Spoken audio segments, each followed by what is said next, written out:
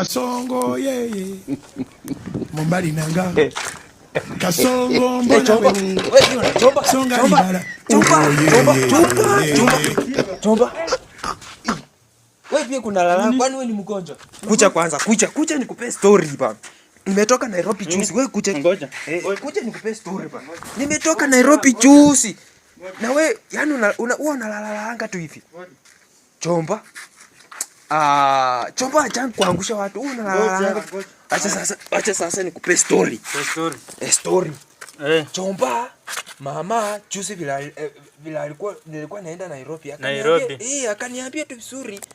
Msungu akienda kwa choo anatoanga mkate. Si uchafu tu hii yetu ya huku hii yetu. Sawa. Sasa juzi nikakutana na msungu Nairobi. Ati uchafu ya nini? Hii uchafu. Juzi nilikutana na msungu Nairobi.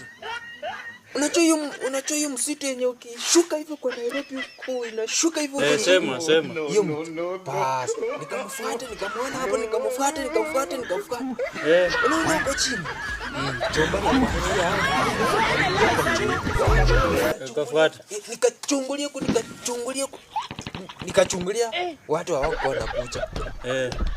Kenda tu pole kama paka yenye kama hiyo pusi yenye hiyo mse.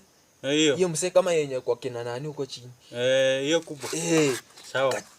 Nikachungulia vizuri. Kuona alikaa hapo karibu lisali moja.